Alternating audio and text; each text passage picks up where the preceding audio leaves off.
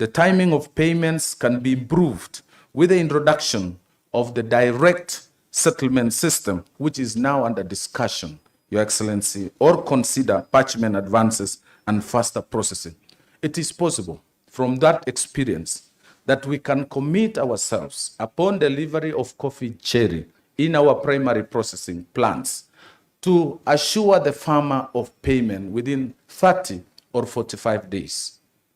That is a possibility that we can discuss and agree, and we can guarantee farmers. Look at the dairy sector.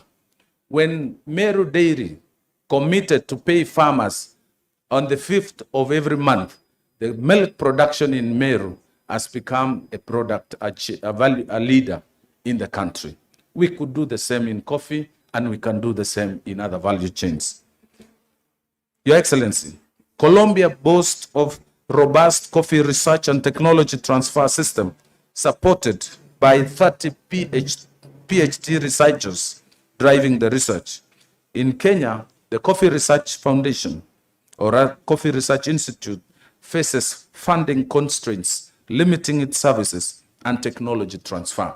We are still surviving as a country because of Ruiru 2, a product of Coffee Research Institute. Without the research and science-led production, we could as well close shop as far as coffee is concerned. It is therefore my appeal to this conference, Your Excellency, that we make consideration in finding formulas and ways of funding our research institution. We need to bring a collaboration between leading research institutions like Cafe of Colombia and the Coffee Research of Kenya. Colombia has successfully implemented simple and patented technology and equipment throughout the coffee value chain. They are also supported by 1,500 extension officers. A fact, and I'm happy that, Your Excellency, today we have our governors. Cooperative extension services has been devolved. It is possible that working together with our governors, we can ask our county governments to recruit and deploy cooperative officers and extension officers. And the common brand of Colombia, the Joan Valdez. In contrast, in Kenya, So Rich, So Kenyan brand has not received widespread promotion, and the country lacks international coffee promotion prizes. The local coffee consumption in Colombia is 40%, in Kenya is 5%. Your Excellency, through these insights gained from Colombia experience, I see an opportunity in the following areas, which I would like to propose that as we continue discussing, Your Excellency, that this conference make consideration. The strengthening of the farmers' institutions. We have come up with the farmers' entities like NACHU, National Coffee Cooperative Union, the KPCU, Grower Coffee Millers Milling, the Commodity Fund, the Kenya Farmers Association, provision of certified farm inputs, tools and equipment. You remember the days, Your Excellency, KFA was the institution of choice as far as farm inputs was concerned. The strengthening governance structures and institutions by implementing robust accountability. We've had a serious problem, Your Excellency, in our societies. We have had big cooperatives like Odaya Farmers, Mukurweni Farmers, all of them actually coming down because of the liberalization that we experienced in the 90s. This could have been the reason why we have lost our production. To address production in the country, the supply of subsidized farm inputs as fertilizer, agrochemicals, and lime ought to be prioritized. The new KPCU, KFA, and cooperative society could be used as special purpose vehicles to distribute crops, to distribute the farm inputs. We need to enhance the Capital Market Authority. Our biggest, the elephant in the room. The elephant in the room is the management of the sales and auction of our coffee. And we can introduce an independent agency, and Capital Markets Authority have played that role. They've done very well, and we look forward that this could be utilized. So, Your Excellency, as I go to conclude, We need to prioritize restructuring of Nairobi Coffee Exchange. This coffee exchange, Nairobi Coffee Exchange, Your Excellency, has no representation of the farmers, of the government, and there is need for us to make clear, conscious take conscious interest on what happens in that coffee exchange. We need a regulator of what happens in that exchange. There is need to develop empirical formula for experts like Kipra, derived from international commodity pricing, such as New York Coffee Exchange, so that we can have proper price discovery. Structure the fund coffee research by maybe levying a percentage on the production so that we can be able to fund that program. The high indebtedness, an issue that Governor Cecily Mbarira has been pushing. The high indebtedness among our county mills, like Embu Mills, Machakos Mills, among others. We have also a mill in Baringo. I propose, Your Excellency, a waiver of all the interest accrued as an incentive to promote coffee milling at the county levels and also complementing other bigger millers such as the new KPCU and others. Your Excellency, I also propose through the Cabinet Memorandum to address and finalize the liquidation of the new KPCU by meeting the outstanding debts so that we can up that mill fully in the hands of the farmers. I also want to propose, Your Excellency, that there is a working team between the Ministry of Cooperative, the Ministry of Agriculture, the Ministry of Trade, and the Council of Governors to be able to take up this assignment so that as you drive this agenda, we have a working team because this agenda is agenda of Kenya. So, as I conclude my remarks, Your Excellency, the coffee regulations cannot go unmentioned. I want to thank you personally that you intervene on the regulations that control the auctioning and selling of coffee, and AFAR, an institution under the Ministry of Agriculture, was able to take up that order. And now today we have licensed more traders, more dealers, more participants in our coffee exchange.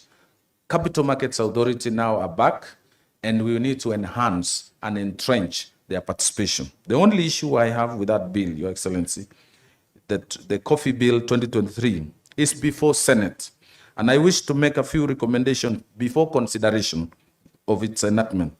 The Ministry of Cooperative and Development is conspicuously missing in that bill.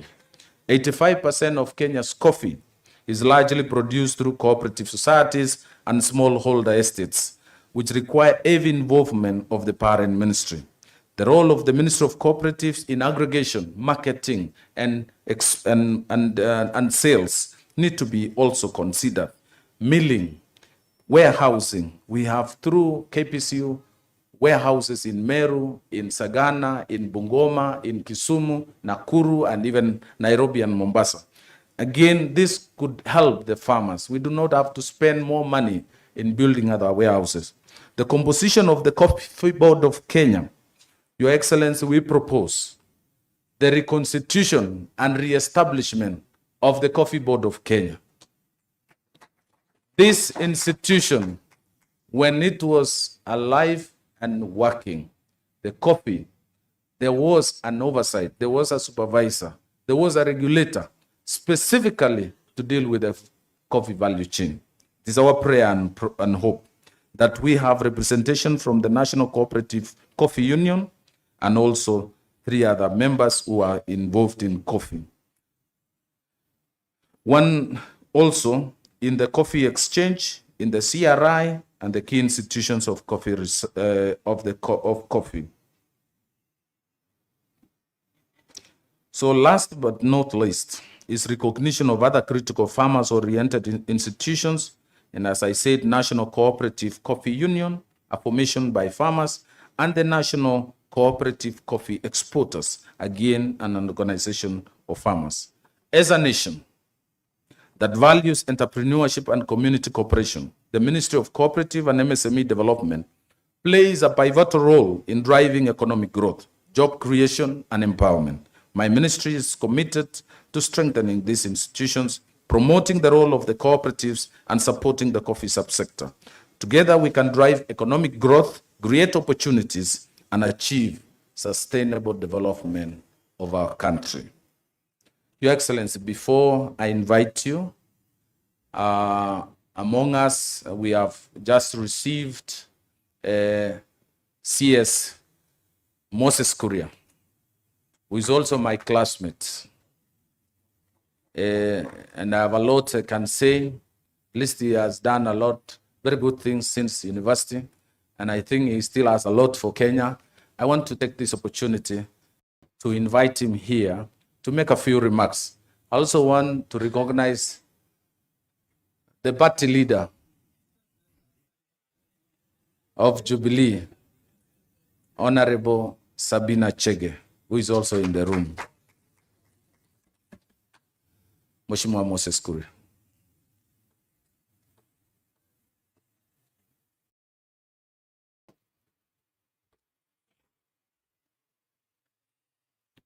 Your Excellency, the Deputy President of the Republic of Kenya, my colleague, Minister Medekari Ntuli, Minister Simon Chelugui, members of the Senate, National Assembly, ladies and gentlemen, good morning. I am delighted to be here today. Just yesterday, CS Ntuli and myself were in a very far-off country known as Belarus. And we had to use all means possible to get here because we deem that this meeting is extremely important.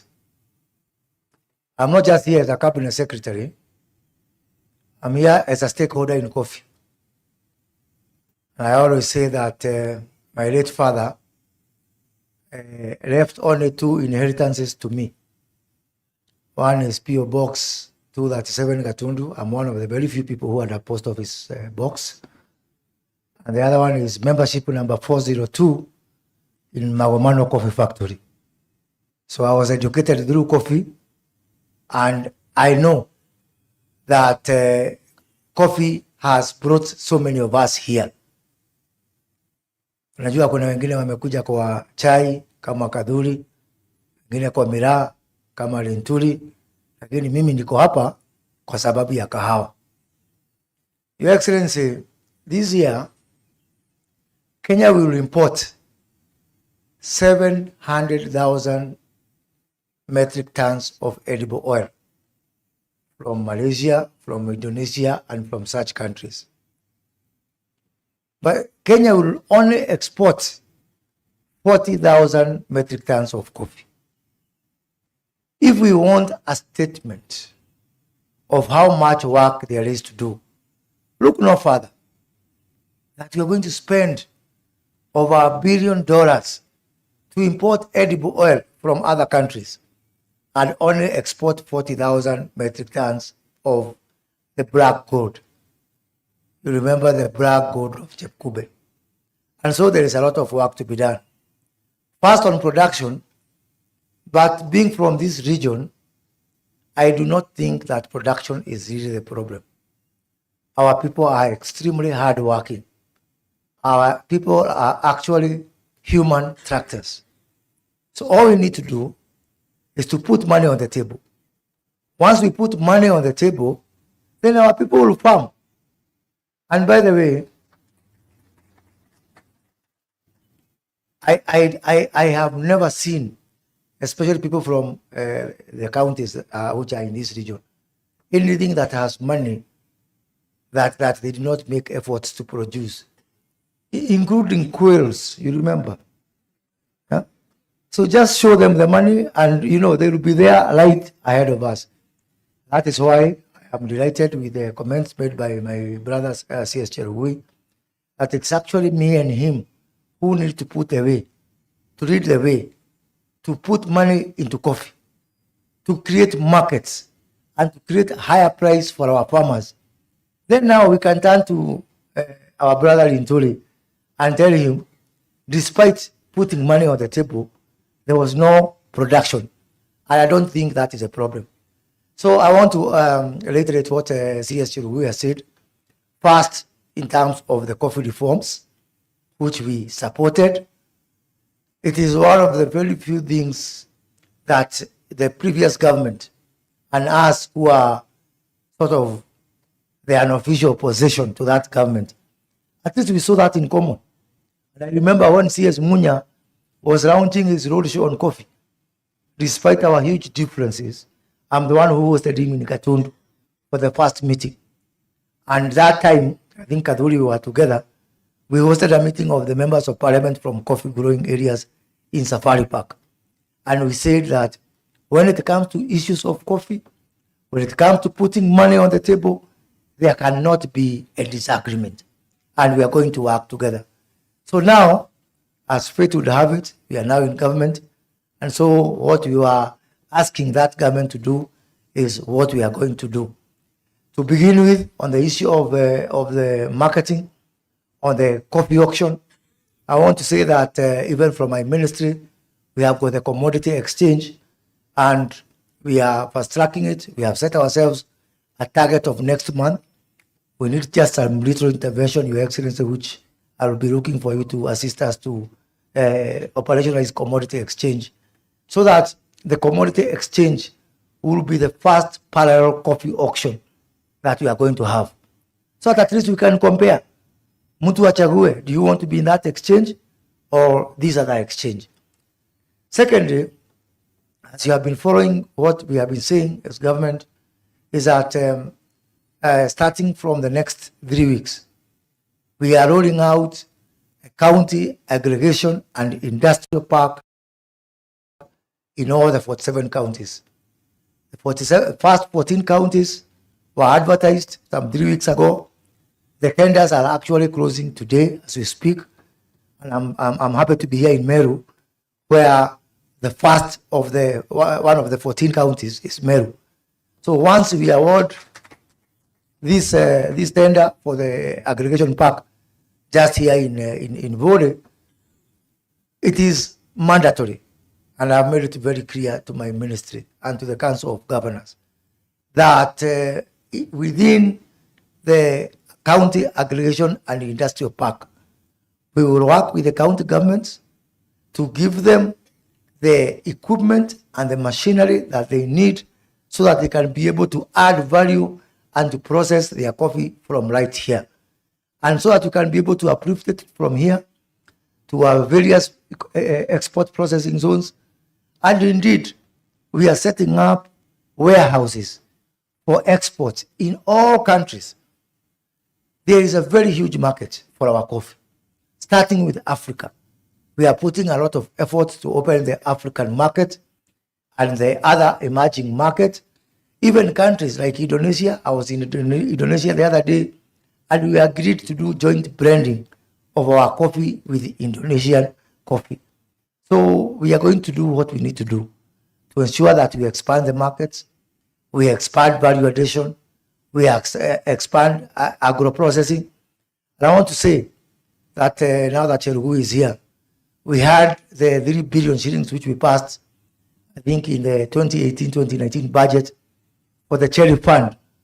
I want to recommend, if it is possible, that we see how we can create a special, now that we have moved to the second level of the Hustlers Fund, can we also now create a special Hustler Fund for coffee, so that the Cherry Fund can be accessed through the Hustler Fund, through the transparency of the mechanism that we have created on the Hustler Fund.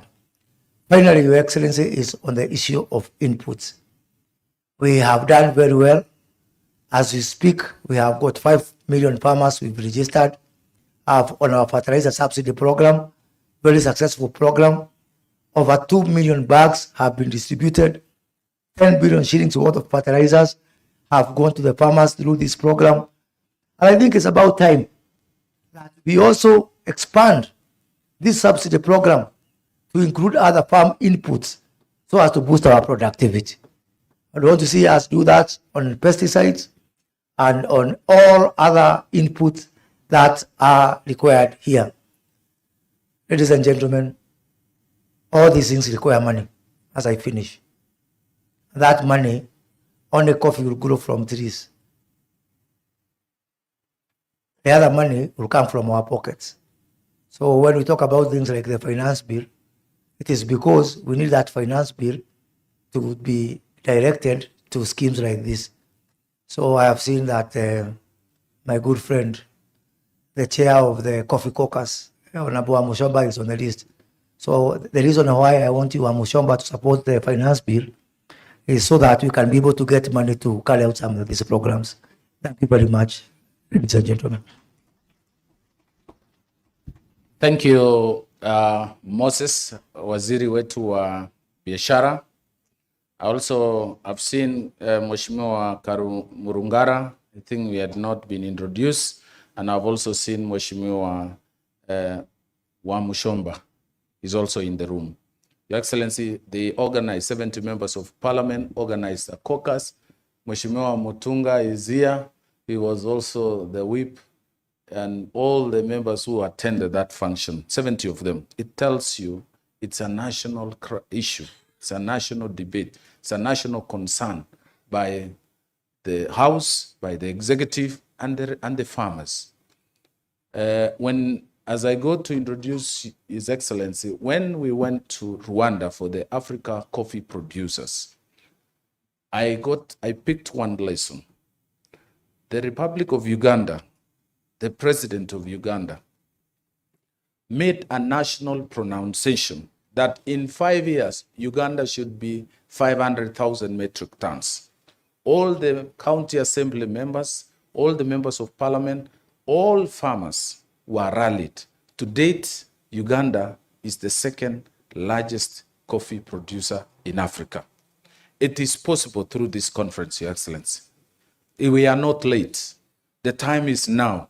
We can come up with a resolution and a pronouncement that can push our production and push the mechanism and institutions that manages this value chain. And for sure, Kenya will not be the same again.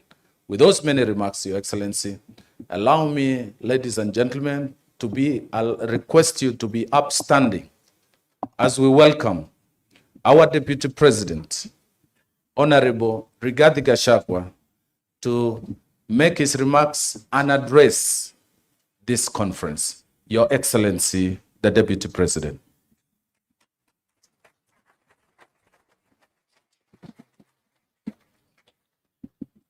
Thank you. Please be seated.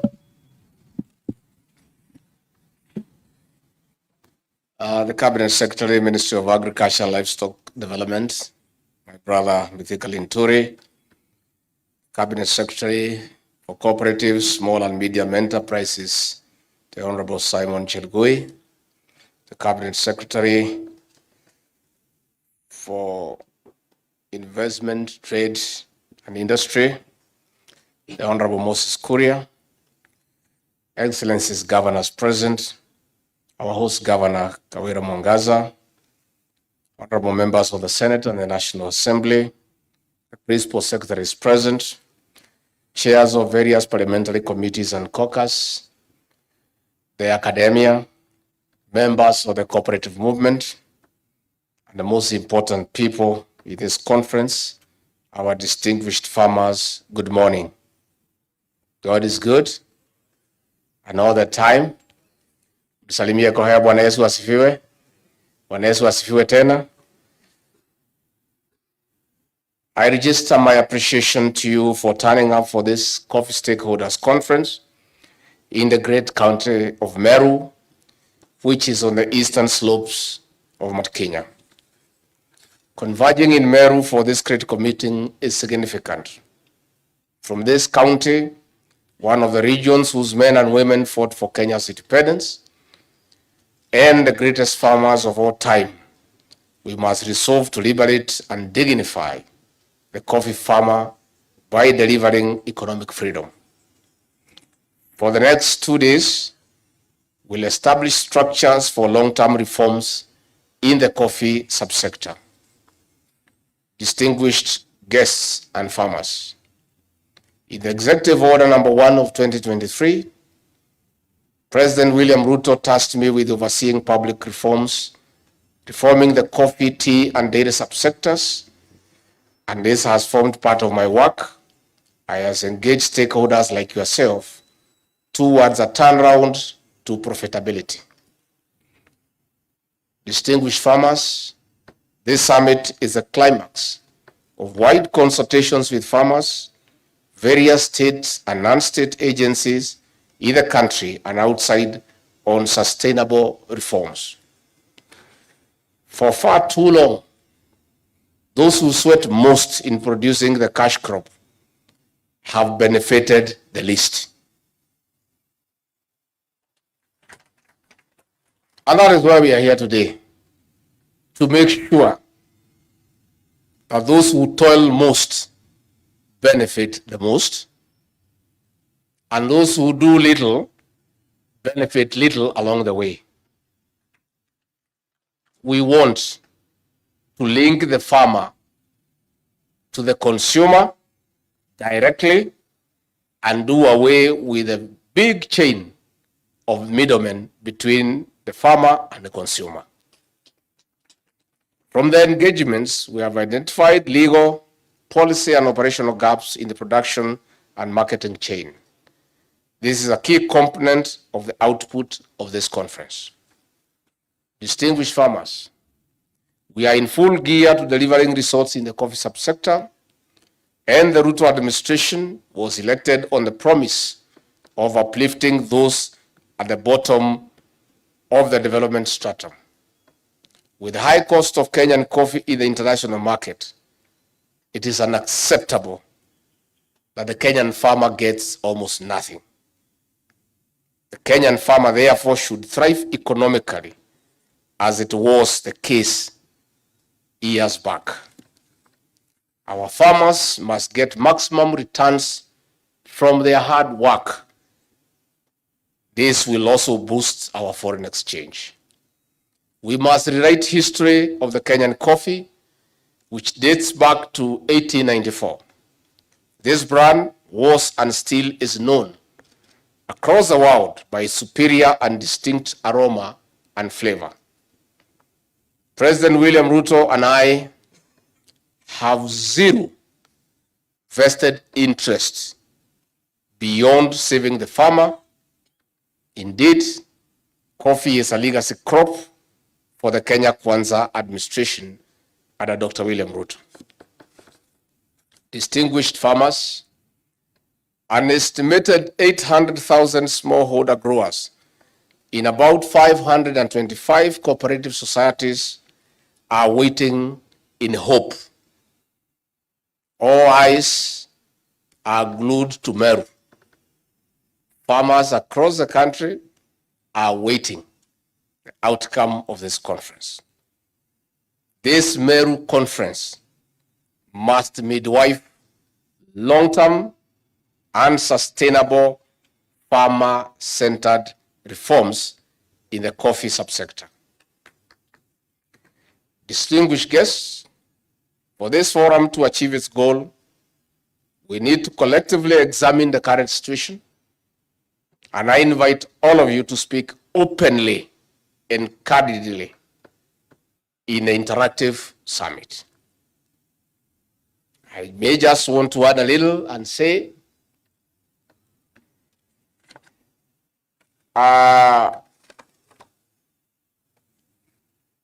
coffee production is down, and Mythical Inturi doesn't need to do much to increase production. Coffee production went down because farmers were getting nothing. There is no way you can continue putting inputs, putting labor into something, and you get nothing. The Honorable Moses Kuria, like myself, we are all products of this subsector. We went to school with the coffee proceeds. In the late 70s when we were young boys, and the early 80s when we were in high school. When you were admitted to a high school, the headmaster would interview your parent to ascertain whether you will be a problem in terms of paying school fees or not. And the headmaster would ask one question: do you have coffee? Once you said yes, you would be admitted to the school without any further question. Because a membership number of a cooperative society was much more credible than a banker's check today. Because coffee had returns. And it is working. It was working. We saw it work. We went to school through coffee proceeds, and today we are here. If it worked then, it must work now. And that is why we are here. Good people. History will judge you kindly. If from this conference you come up with practical and pragmatic suggestions on what we need to do to restore the coffee subsector and put money in the pocket of the coffee farm. Honorable Moses Kuria and Chelugui, once you do what you must do, market our coffee at good prices, and the farmers get a commensurate return, production will be increased automatically without any further effort. That is the truth. The whole of this equation, the whole of all this trouble in the coffee subsector will be resolved by marketing and getting the right prices and removing the middlemen between the farmer and the consumer. Once that is done, as a country, we are sorted. Coffee used to be #1 foreign exchange earner for this country. Today, I think we are poor fifth. Once we get the prices right, once we remove the middlemen, which we must remove, once the farmer is empowered in a commensurate manner, coffee production will go up, the prices will be good, we'll export the coffee across the world, we'll get sufficient foreign exchange earnings, and our economy is sorted. So this coffee conference will not only just sort out the coffee farmer, but will sort out the greater Kenyan economy. Therefore, I have a few things that I want you to look into. And when the president asked me to do this work, he asked me to do it for 3 reasons. 1, he gave a commitment to the people of Kenya that will sort out the Kenyan farm, and he needed it sorted out. He asked me to coordinate the various ministries because 1, I am passionate about coffee because I'm a product of coffee earnings. So this for me is personal. Other than being deputy president, it's personal for me because I saw it work. And if it worked then, it will work. The president also asked me to do it because he knows me. 1, I have 0 interest in the subsector. 2, I am incorruptible. Nobody can offer me anything in this world to remove me from the path of coffee reforms to get money into the pockets of the farmers. So I want to tell all those people who have been eating money from the farmers, the cartels, the middlemen, your time is up. Your time is up. You must give way and align with us, or we get you out. You must agree that is not business as usual. This administration of William Ruto is the administration that will sort out the issues of coffee cartels, tea cartels, milk cartels, and restore the dignity of the Kenyan farmer. And I want to say in broad daylight, I've seen all the cameras are here. I want to make an announcement to all those people who have been living on the sweat of the coffee farmers. That what you have gotten is enough and is sufficient. You can reinvest it elsewhere. Going further, you must get just what is due to you. A little percentage, 95% must go to the coffee farm. Tukikubaliana, we don't want to get you out of the way. We want us to work together. I want this conference to consider radical reforms in the coffee exchange, which has been a ping-pong game among the very players. I want you to look at it, and why we have members of the National Assembly here, we have the members of the Senate, we have the county governors here, is that whatever recommendations you come up with, we'll have a legislative proposal to anchor them in law.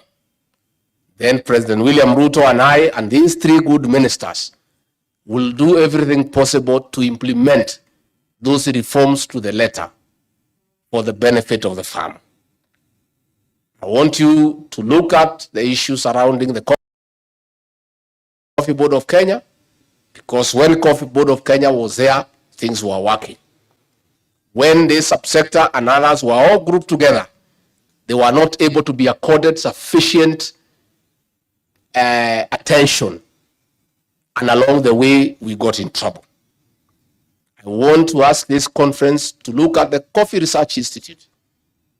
What was in Roiro, called the Coffee Research Foundation then, today is a pale shadow of its former self. And that is one of the areas the rain began beating us. Research is important. We must come up with recommendations.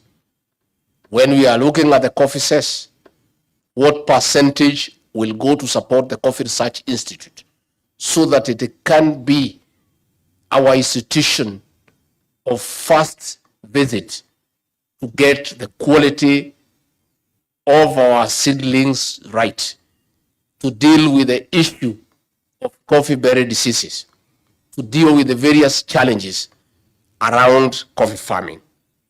I want to request you to consider proposing to these members of parliament on how to streamline marketing. As it is today, is unacceptable that the very people who are marketing are also mailers. They are also roasters. It cannot work. That is how the coffee farmer has been exploited. We know they register different companies, but they are the same people. They are the same people who sit at the coffee exchange. They are the marketers, they are the millers, they are the sellers, they are the buyers. Huyu mkulima si ameisha. And they are the brokers. That will be sorted out in Meru. And why did I choose Meru? Meru is the land of the brave and the courageous. Yes. Difficult decisions will be made here.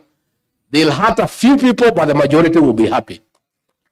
And we are sorry for the few people who will be hurt along the way. Lakini lazima mkulima apate haki yake. So watu 5, 10 wakiumia kidogo, marupurupu yao ipungue, hakuna hasara tutaenda kubwa. We want you to discuss the Coffee Cherry Fund, CS Cherui, that fund for 3 billion. Moses Kuria and I, we have been complaining. The uptake has been very slow. There must be a problem. Please sit down. Let's look why. How do we have 3 billion? We have only absorbed 500,000. And people need money, isn't it? There must be a problem about the whole structure, about the whole architecture on how to avail that money to the coffee farmer. This conference must sort it out. And that is why it's a 2-day conference. I want to put your notice, we'll work deep into the night. We'll work tomorrow deep into the night. We have 2 days and nights to sort out this coffee thing and this maneno forever. Na hakuna mtu amekuja hapa na mtoto ananyonyesha. Hakuna mtu wako na mtoto kwa mgongo. Na yule yako naye atapatia nyanya yake amshikie for the time being. So that we work late and we work very methodically, issue by issue. And by the time we leave here, we have the new interventions. Then these good members of the National Assembly, the chairman of Agriculture is here. The Senate is here. And I told Senate, slow down on the Coffee Bill 2023. Wait for this caucus. This is another very serious public participation now. Because these ones are not just the ordinary farmer. It's everybody who is who in the coffee subsector. So we'll get all the laws. The Senate bill will incorporate what comes from here. Then we go to the National Assembly, to the Senate. We get the right laws. Then hiyo itakuwa ni kibarua ya rais na mimi na hao mawaziri wetu na ma-PSs to implement it to the letter. You must discuss about KPCU. KPCU was a success story. Along the way, it is moribund. How do we get KPCU to what it was? To the benefit of the coffee farmer. We want you to consider this conference about cooperative societies. From where I sit, we lost it when we allowed greed among cooperative society officials to subdivide giant and huge coffee societies into many uneconomical units, therefore increasing the operational cost and the cost of production. We must make a decision how to take advantage of the economies of scale by pulling coffee together into huge organizations to bring down operational cost. And I want to say, after these societies were subdivided into uneconomical units, everybody wants to be a leader. And the marketers have corrupted our cooperative societies and their officials. In fact, during elections for societies officials, the campaign is even more funded than the presidential campaign. Na wewe ukijiuliza hii wakulima wanataka kuwa chairman ya society, anatoa pesa wapi? Anataka kuwa treasurer. Where would they get money? It is these marketers who give them money so that they commit them to reserve their coffee for them, and then they buy at the price they want. We want this conference to consider that we shouldn't allow any marketer to go and commit coffee beyond the season. Because that's are the people who have installed puppets in every cooperative society for the benefit of the marketer. And this conference must deal with that through coming up with mechanism on how we put laws to protect cooperative societies. You must look at the issue of the pest control board. I've told CS Linturi. The kind of chemicals that are finding them in the market are no longer effective. Second generation pesticides and fungicides are in the market because the pest and control board is not working. And the farmers spend money, they spray their coffee, and nothing happens. That is something that we must streamline. I want to assure you that the fertilizer subsidy program, among other interventions, will go on. We registered the coffee farmers so that we are able to plan properly, especially now for the short range. In the long range, we had many challenges. We are just coming to government, but we are going to make sure that it is sufficient. So I want to assure you people, we made a promise we will sort out the crops. People have been asking me what happened. We were settling down. Now we have a fully constituted government. We have CSs, we have PSs, we have committee chairman. Sasa ni kazi. Tumeanza kazi ya wakulima. Mimi hiyo nataka nikae hapo. In the next 3 weeks, we'll have another conference for tea stakeholders in the county of Kericho. We want all these crops, when we meet at the center of production so that the environment is even right. Somebody was telling me we go to this conference in Naivasha. Sasa mambo ya kahawa inaweza kuzungumziwa Naivasha. So mambo ya chai, in 3 weeks time, all the stakeholders will be in Kericho, the county of Kericho, again to have a discussion. We'll be back. Tuko na mambo ya macadamia, avocado, and other crops. We'll group them together because we cannot have too many conferences for each crop. But at least coffee and tea should stand on their own because they are huge. We'll be back again to discuss issues of macadamia, issues of avocado, which CS Korea has taken with a lot of energy, but we want to bring all the stakeholders together so that we agree what is it that we do so that we have sustainable solutions. Kwa hivyo mimi niseme, I have very clear and equivocal instructions from President William Ruto that we must sort out the coffee subsector and restore the dignity of the Kenyan farm. And me, I'm a very obedient deputy. So I'm under instructions. So ile mtu atasimama kwa barabara yangu nitapita na yeye. Sababu pia mimi nachunga unga yangu isimwagike. Na mnajua hii kazi nimepata juzi na mnajua vile niko na shida mingi. Sasa hii kazi sasa lazima niichunge, si ndio? So mnajua vile nilikuwa na shida mingi. Sasa hii kazi nimepata mimi sitaki mchezo. Rais ameniambia go and call everybody, sort out coffee, tea, milk, bring the recommendations. And he is monitoring this conference. Even Linturi, Minister, and Kuria in Belarus, he had sent them there and he called them back because he wants us to succeed. And they are important people in this conference. So, wale sasa kwanza, huyu Mdeka Linturi na Kuria, nyinyi ni watoto ya hapa Mount Kenya, hii ni pahali ya kahawa. If this thing is not sorted out in your time, mtaambia watu nini Kuria na Linturi na mimi? Tutasema nini?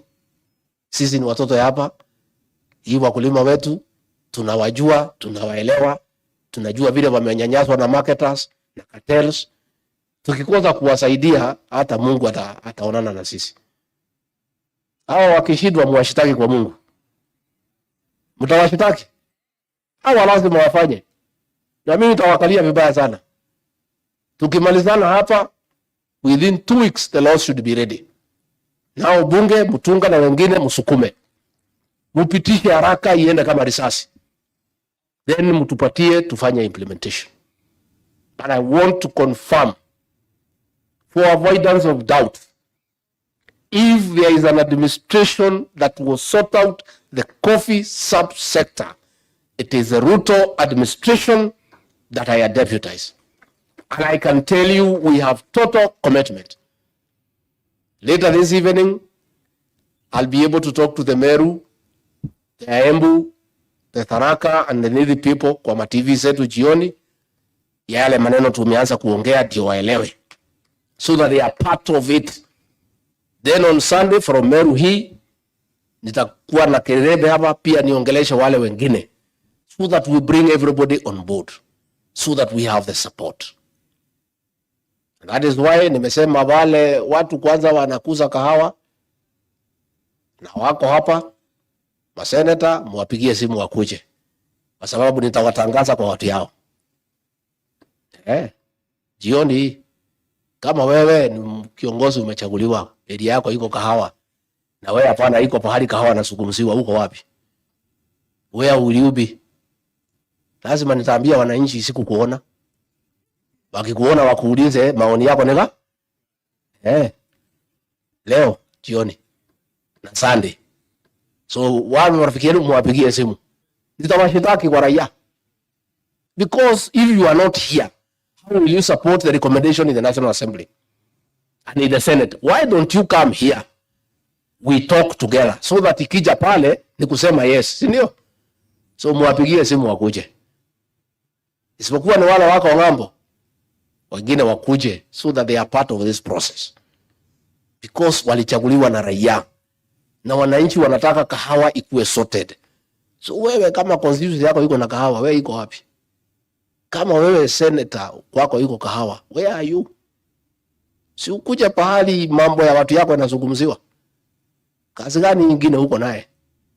Ni gani hiyo? So utauliza wananchi kama walikuona huko nyumbani ama ulikuwa hapa ndio. Kama huko wa nyumbani na huko hapa utaambia hao pahali ulikuwa. Nikimalizia, so that now we open this conference watu wazungumuze. Na mimi siondoki. I'll sit here today, tonight, tomorrow. Tutakaa hapa. Basi miraa itakuja. Aburi. Hata miraa iko kwa barabara. Na Muguka.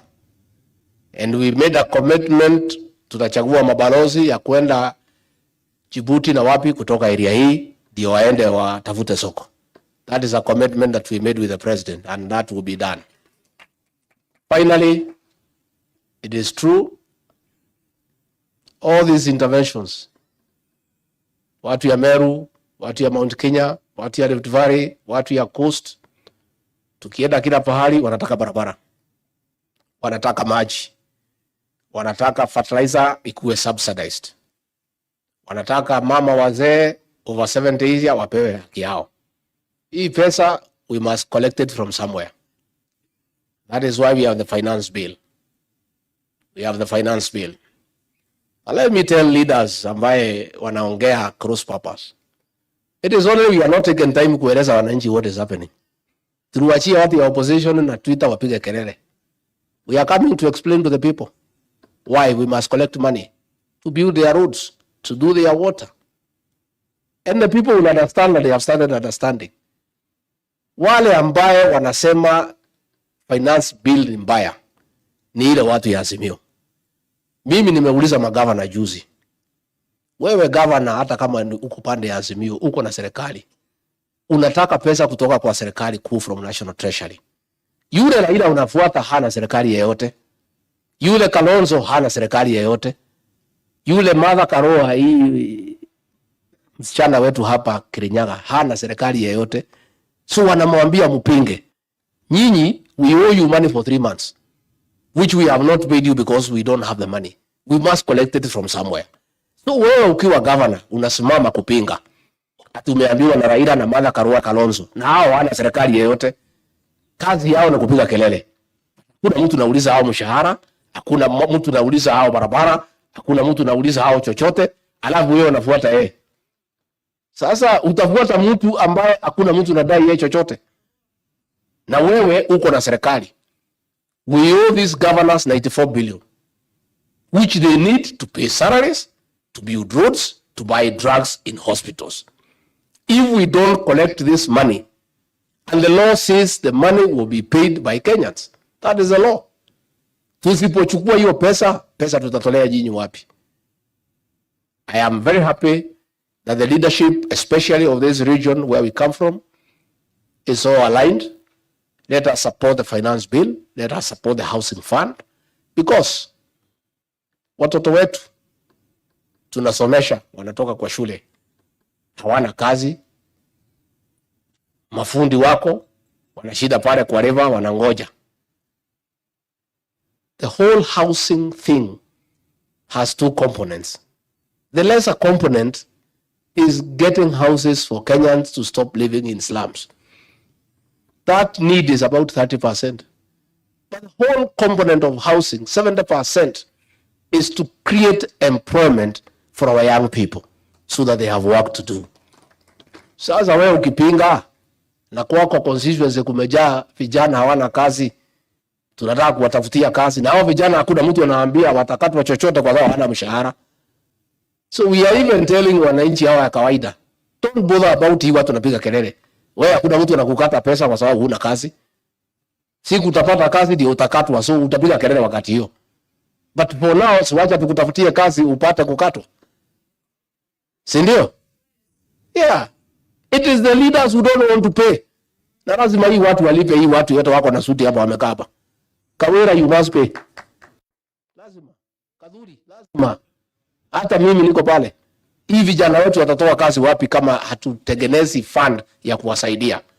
But I can tell you, this incitement will come to an end. When we successfully pass the bill and it is enacted and implemented, hao mahazo na waone hakuna mtu wako na shughuli na hawa, watawachana na hiyo maneno. So these people will be talking to trees. Lakini wenye kusumbua ni wale ambaye hawana any obligation to anybody. Because hii watu ya Azimio, hakuna mtu anauliza hao chochote. And that one they can afford from their allowances. But kwa raia, they have no obligation to anybody. Finally, let me confirm to the media and the Kenyan people that the greatness of a leader is the ability to make hard decisions. This economy of Kenya, where we found it, and I said in Kasarani, we found a dilapidated economy with empty coffers. For us to turn around this economy and restore it where Mwai Kibaki left us, President William Ruto and all of us who work under him must make hard decisions. The decisions may be a little painful in the beginning, but along the way they will be rewarding. And I want to confirm, this little noise and discomfort is okay for us. But I want to say that in another 2 years, the people of Kenya will know that President William Ruto and his government were right. And we are not scared. We are not intimidated, because we are in leadership to make hard decisions for the benefit of the country. We are also not cowards. Sisi si watu ya kushitishwa kidogo na kushtuliwa. Nimeona ati demands, ati amepeana demand. Sasa unapeana demands ukiwa nani? Wewe umechaguliwa na nani? Wewe ni nani kwa Kenya? Si ungoje 2027 you come and persuade these people to give you an opportunity. Wewe ulikuwa kwa serikali ya Uhuru Kenyatta, ulikuwa advisor, ungechangia hiyo maneno nasema. You did nothing. You left us a country that is torn apart. You destroyed the Jubilee agenda completely. You stopped housing. You stopped universal health care.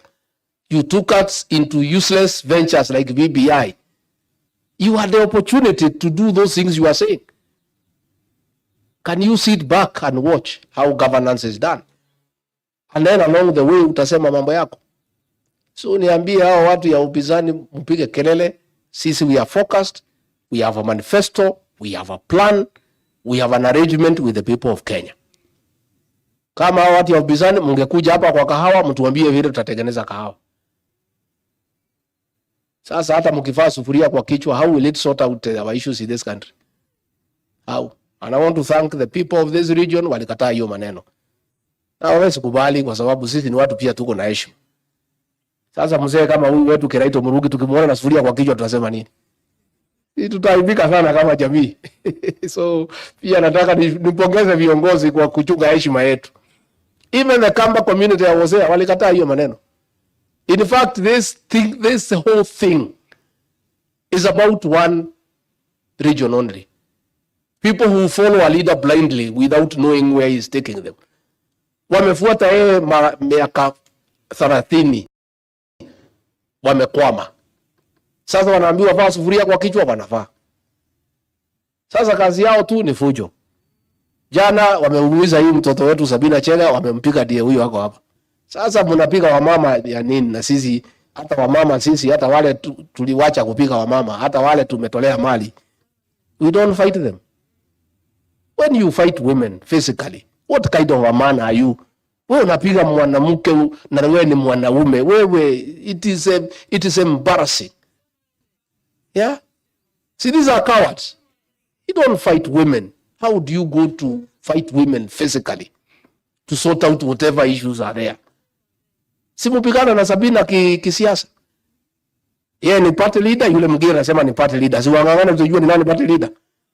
Sasa ukitumana apigwe, does that make you a party leader? Sasa unajua ni watu ya Azimio wamekwama. They are desperate, they are living in denial. Walikuwa na system, walikuwa na deep state tukawashinda. They are still not believing. How does you attacking Sabina physically help you? It is very, very embarrassing. And we want to ask leaders to be dignified. Parliament is a place for talking. Sasa kama ni vita, si muende kule North Rift pahali iko shida, mtusaidie na hiyo bandits wako huko, mungangane na hawa. Parliament uongee na mdomo na akili. Those are the things that are required in the National Assembly. A brain and a mouth. Just talk and say whatever you want to say. So Sabina, pole. Nitapanga kutafutwa mbuzi hapa utengenezewe supu alafu so that what is the cost of leadership? Hata wewe ulijaribu kutoa huye kuwa pande leader na kuliplizi yeye. Hii hata wewe pia ni jamba. So lazima pia upate matatizo jiani because you did what is unthinkable. So mimi nimeshukuru. Tutakubaliana tuongee kabisa openly. Have we agreed we are going to sort out this coffee issue once and for all? And you are the people destiny has placed in a unique opportunity to sort out the coffee subsector. When the history of how coffee was brought back to profitability, all of you here will have a chapter when that history is written. So mimi natakia nyinyi mema. Mimi niko hapa tu kusikiza na kuandika. Tusikize mawaziri wako hapa, tusikize wakulima waongee, watu ya cooperative waongee, wataalamu waongee, kila mtu waongee, magavana wako hapa waongee. Tuandike, tuambiwe, mtatuambia vile tutafanya. Ikifika lunch, tuende tukule lunch, turudi. Tuendelee. Ikifika usiku, tuendelee. Sasa kila mtu wako hapa. Na kwa hivyo, kwa sababu mimi ndio nimelipa hoteli, nikisema isifunguliwe mpaka tumalize, funguo yote nipatiwe. So hakuna mtu anaenda kulala. Sababu sasa, that's why I paid the hotel. I knew you could pay for yourself. Lakini nikajua wengine mtanichenga. Nasema mimi nilipe sasa, mimi ndio mwenye funguo. Hiyo tukae hapa mpaka tumalize. Tumekubaliana watu wetu. I wish you God's blessings. May God guide you to have the right frame of mind to make practical suggestions in a very positive, objective and pragmatic manner for the benefit of our farmers. And when these farmers are sorted, mimi hata nilimwambia rais, hii wakulima ya kahawa na majani chai na maziwa na miraa na avocado wakiweka pesa kwa mfuko, mimi hata akiniambia twende nyumbani tuko tayari kwenda, because that will be our legacy. Hata tusipofanya kitu kingine, hiyo inatosha. Tukirudishia watu wetu heshima yao. Tunataka kuona wamama wetu wakiwa na pesa kwa mfuko, wakiwa wasafi, wametengeneza nywele, wamepeleka kwa ile kinyungu, imekorogwa, inasimama vizuri. We like seeing our women clean and beautiful and looking well, and they cannot if they have no money. Si ndio? Si wamama ni maji na kibeti.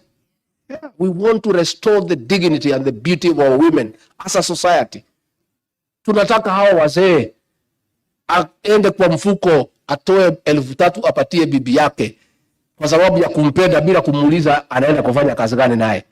Lakini saa hii akipatiwa 1,000 anaambiwa aeleze inaenda kazi gani. Because hiyo 1,000 hakuna pesa nyingine isipokuwa 1,000. We want to go back there. And I can tell you as an administration, if we succeed to restore the dignity of our farmers and the Kenyan people, that will define the legacy of this administration. And all these people are persuaded. Huyu Linturi na Kuria wanazunguka na Chelugui, they are everywhere. They are working very hard. And I want to commend the 3 ministers, and we'll work together. Where you need my support, I'm available. Kwa hivyo, wapi MC atuambie, how are we proceeding? Mumepanga vizuri? How we proceed, so that sasa tuanze kuchukua maoni. Sasa kila mtu atayarishe kalamu na karatasi. May God bless you and bless you abundantly. Asanteni sana.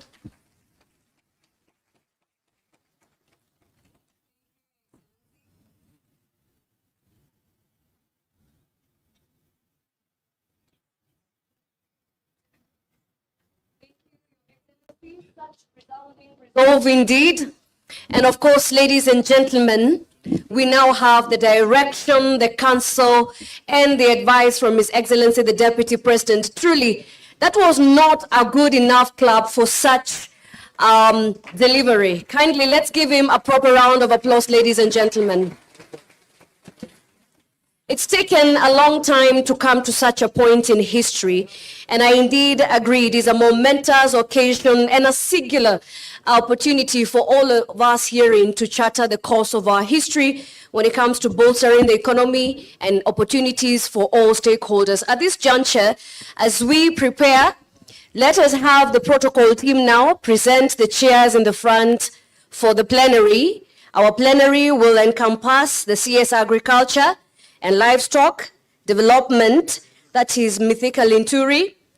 We will also have the CS Cooperative and MSMEs, our CS Simon Chelugui. Let's have the chairs right here to kick off the plenary. The representative of the CS Foreign Affairs, Ambassador Frederick Moffa. And we will also have the former chairperson for Coffee Reforms, Mr. Njaron Ndwiga, CS Industry Trade and Investments Cabinet Secretary Moses Kuria. This session will be moderated by PS Trade Alfred Kombudo. Remember, it is such an important activity, and what we need to focus during this session is the aspiration of this administration, the Kenya Kwanza bottom-up economic transformation model, to ensure that we have profitability in the economic sector pertaining to coffee. Let's have those seats ready, and one for the moderator. This will be a total of 6 seats, kindly. Asanteni sana. We are not yet having a break. Ladies and gentlemen, let us remain seated as our cabinet secretaries take to the podium, led by PS Trade. Welcome, sir.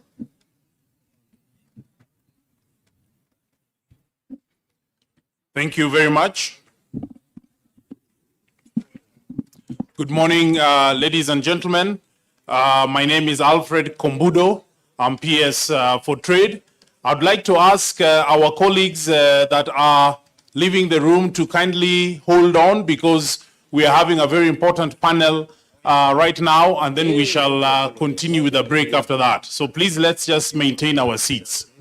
To His Excellency, the Deputy President of the Republic of Kenya, to Excellency Cabinet Secretaries present, and also the governors, senators, principal secretaries, and the leadership from the coffee and tea producing areas, and also other leaders present. I would like us to basically start off this panel, which is a panel on what are the aspirations of the Kenya Kwanza bottom-up economic transformation model to bring back coffee to profitability.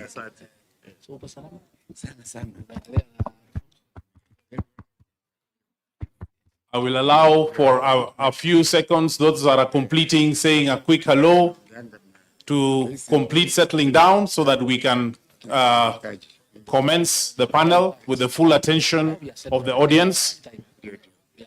So I'll come with my CEO.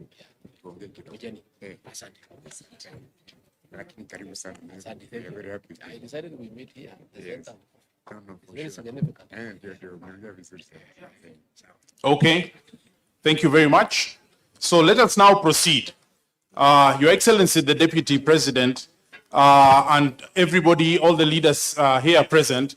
First of all, let me start off by letting each of the panelists introduce themselves. They're well known, but I'd like them to introduce themselves and to tell us what they shall be talking about in the panel. So just your name, your designation, and what you see yourself bringing to this panel. And I would like to start with Honorable the Cabinet Secretaries. We have Cabinet Secretary for Agriculture.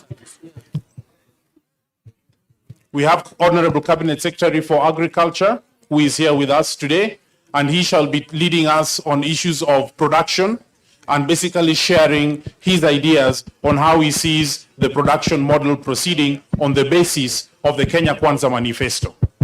We also have with us Honorable Cabinet Secretary for Investment, Trade and Industry, and he will be leading us on a discussion on how we see the international trade aspects, the commodity platform working, our foreign trade representation, and how we ensure that we get our best prices internationally. We also have Cabinet Secretary for Cooperatives and MSME Development, who is going to be talking to us about how the aggregation model can be basically reformed and how aggregation and value addition through the cooperative model can be done in a way that helps us get the best prices, but also keeps the unique story of the cooperative as part of our selling proposition. We also have Ambassador Matwanga, who is from Ministry of Foreign Affairs, the Director for International Economic Affairs, who shall also be sharing insights with us on what exactly it is that MFA and the international community should do to support our international engagements in the coffee sector. And we also have one of our reformers in the sector, Honorable Njeru Nduiga, who is going to talk to us about coffee reforms and how exactly do we ensure that Parliament, the executive, the farmers, the cooperatives do reforms in a way that work and that the money ends up in the farmers' pockets. So, ladies and gentlemen, allow me to start, and I will ask them a few questions, but allow me to make just one comment, because this is about the bottom-up economic transformation model. Your Excellency, I'm proud to say that I was actually part of a team that was called the Economic Team that helped write the Kenya Kwanza Manifesto. And part of the things that we did were to look at each of the sectors and basically ask ourselves what can be done differently this time. And I remember the very first meeting we had was actually with leaders from Tharaka. I can see Honorable Murugara here, who was in that first meeting that we had. There was Honorable Japheth Mbuki, there was the women representative, and coffee was the very first conversation that we had as part of that team. So it's also quite a great pleasure for us now to be seen to be doing the reforms here. I'd like to start off with a question to Honorable Cabinet Secretary for Agriculture. Production has gone down from about 150,000 metric tons. We say that now it's at about 30,000 metric tons. So the volumes have gone down. But what do we now need to do with everything we've heard from Deputy President and everybody else to bring back the volumes up? But it is not just volumes. How do we bring back volumes up, and how do we bring back the quality consistently so that we are able to have the raw material? Karibu Waziri. Thank you very much, PS, and all the other stakeholders present. And let me start by saying that the issue of increasing productivity of our coffee and addressing the issue of the decrease of the quantity and the quality of coffee that is being produced right now as a number of serious historical issues. And those historical issues and challenges are the ones that we've come here today so that we are able to engage and share experiences with the people that are in this business, the practitioners, so that we can be able to come with recommendations that are practical, that can be able to address the problems that we've had. From my experience, because I have grown in this area and we've been producing coffee for a long time. And I think just like you mentioned, the Deputy President himself, the other speakers have really given the reason to why I think production has been decreasing. And production has decreased over time because we've not been able to give farmers the right price that is so that entices them, or that is so motivating for them to continue maintaining coffee as the foreign exchange earner or an income earner for the family, compared to what is paid to them vis-a-vis the cost of production, that or the kind of money they put into producing whatever they are paying for. So for us to be able to address the aspect of production, number one, just we want to emphasize that we must be willing and ready to ensure that we have the right markets for us to be able to get the right money to to pay the farmer for it to be exciting for him to continue farming. Number two, for us to be able to increase production, we must also be able to motivate and get our farmers back to the farms to increase the area and the coffee production. And getting our farmers back to farming into the farms, I believe we must also be able to come up with ideas that are practical, ideas that will be able to address the high cost of production. And I'm happy that the government and the Ruto administration is very committed in funding or subsidizing production against consumption. And that is why you will find that even the current fertilizer subsidy program that we've been running in the coffee sector itself, we've had farmers picking coffee fertilizer under the subsidy program for them to be able to continually give the correct formulation of fertilizer for their coffee.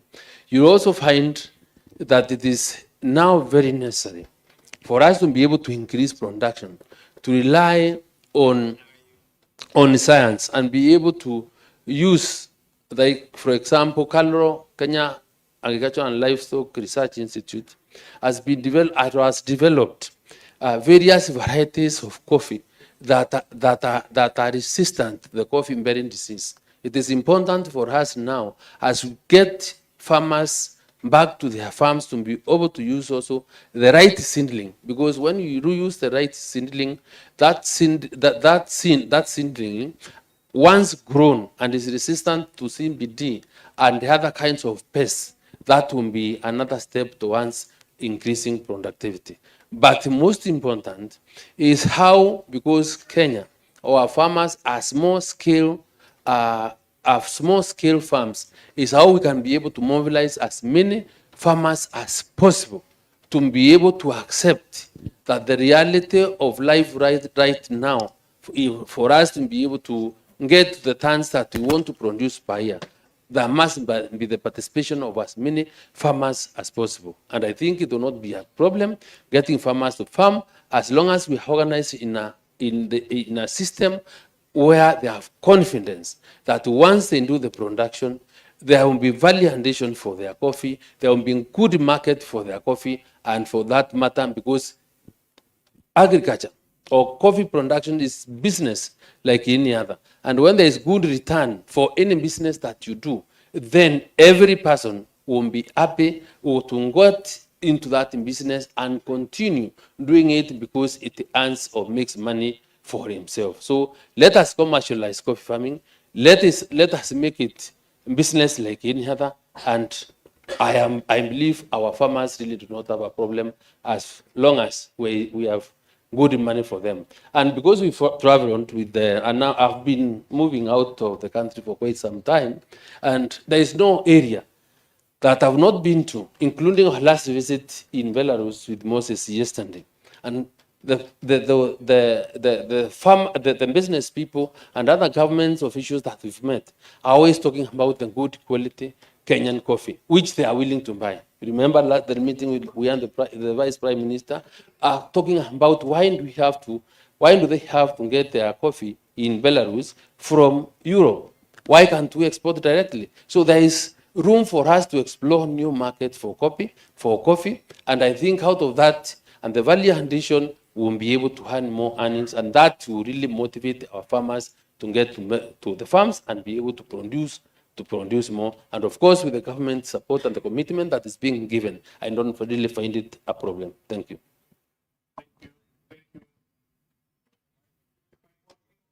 Hello. Thank you very much, Honorable Cabinet Secretary, for giving us that information about the production side. Just to inform the audience today is that we want to try and make a hard stop 30 minutes from now so that we can proceed for the coffee break. And therefore, I would like us to move fairly quickly to continue telling the story. And Honorable Cabinet Secretary, still on the production side. we do note the strategies around bringing back, fertilizer, inputs, and the things that the farmers need in order for the production to happen. Over the last 10, 20 years, is it just, for example, a matter for us to get back into the game and sort of do what we've been doing, or have things changed out there in terms of production, in terms of breed selection and so forth, that we will also now need to basically put into our production systems so that we produce for what the market is actually expecting? Other than addressing the issue of the areas of production, I think it will also be very important for us to address the issue of governance in our cooperative societies. How the quality, the type of leaders that we elect as farmer organizations in our factories contributes also seriously to whether farmers will have confidence to go back to their farms or not. So, because it's an issue, and I would want to encourage the leaders to become open and be able to bring it out. And as long as we have the politically elected people leading this cause, we cannot really fail. Because I have been a member of parliament for quite some time. I know whenever any